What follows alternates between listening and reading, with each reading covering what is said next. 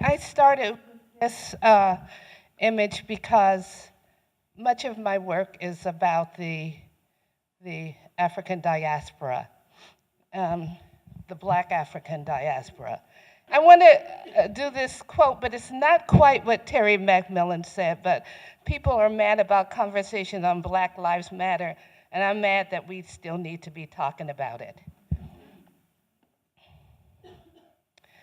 And so I'm going to begin with the girls who were kidnapped, was it a year ago, a little over a year ago or 2 years ago maybe now, from Nigeria.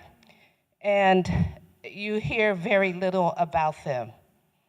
And in looking at these young women, you realize what's happening throughout the world with all these people who are so against other humans. And this is a piece that I did back in 1989 when I don't think it was called placemaking, social justice, or one of those things. It was just something that you do when you were engaged with the public and trying to tell a different story. And this piece sort of took 10 years to manifest itself. I received the Atlanta Kent Award for doing this. And it was about the Salento Massacre when young people were shot down because of wanting to learn how to speak English as opposed to Afrikaans. And it reminds me of exactly what's happening today. That could very well be Trayvon Martin or one of these other young people who have been massacred. And then we have this.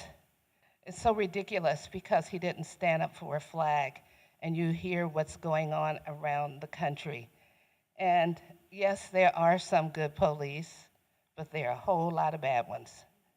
And I know particularly this area, the young men who have been stopped by police for various reasons, including my late son, my nieces, my nephews, for no reason. And so I have to admire President Obama for standing by him.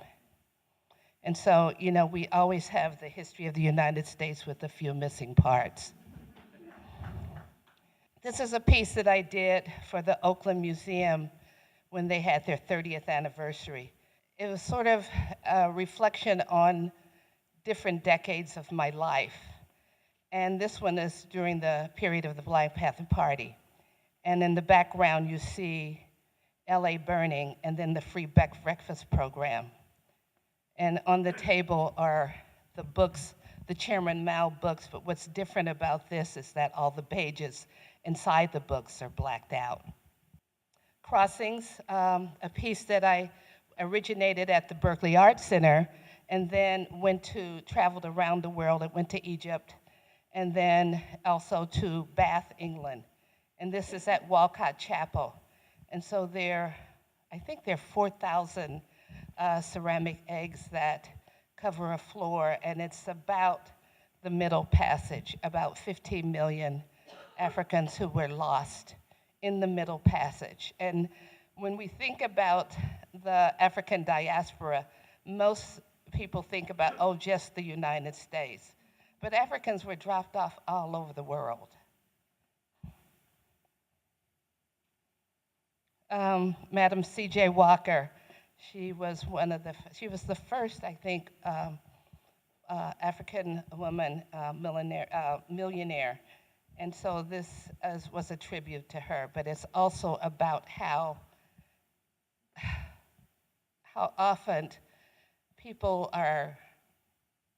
they don't like the way they look. And it's almost like the whiteness of the United States.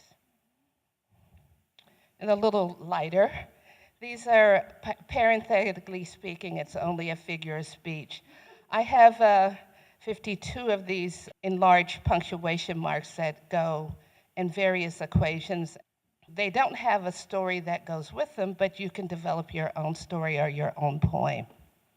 Clear Story originated in Palo Alto, where Joseph Eichler built these houses designed for everyday people. Now they're not affordable. And oftentimes he would even buy the property so that everyday individuals would have a place to stay. And this house is inspired by that, but it's also inspired by bottle trees, light going through, the physics of light and color, how light reflects and refracts. It's now a part on the grounds of New Orleans Xavier University, which is a perfect place for something like this. Blackbird in a Red Sky, AKA Fall of the Blood House. So this was commissioned by the Tacoma Museum, and it also deals with some of the same properties, but I don't think that if Eve knew that this world would be so fucked up that she would have bitten the apple. This is a piece this is one of two pieces that I did in Richmond. I worked for a year and brought on Ishmael Reed. We worked with the literacy group to come and talk about what is it that you like about Richmond, California?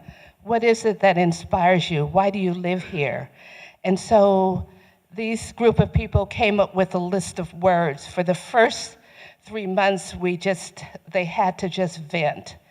But then they came up with words that were then that Ishmael made into a poem, and I had laser cut into this piece of corten steel. It's 18 by 40 feet. Again, I worked with a group of, the whole notion of what is home has been an ongoing interest of mine, at least for the last 30 years. And so I worked with a group of homeless people at Glide to come up with what they thought constitutes home. Some thought it was a safe place.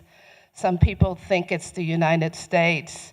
Some think it's America, but when you think about America, there's also North America, South America, and the Caribbean, and Alaska and Hawaii. So with that, the woman who runs Glide. Yeah, Janice Mirkatani, who was poet laureate at the time, did the poem based on these words. And so what happens is the words weave in and out of the surface of the building. So at different times of the day, you get this light, and it makes you want to just stop and take a look. This is part of a project that I did with Johanna Pothig. I think where are you, Johanna? Johanna Pothig. And we worked with a group of youth from Youth Uprising. And, this whole deal about where to go to the bathroom is so ridiculous. And I showed this one because when I was very young, I got a job working at the Emporium. And I had to go to the bathroom, so I didn't look at the sign, and it said, And so I went to the bathroom, and then I went to the mirror and pulled out my lipstick, and I looked around, and it was all men.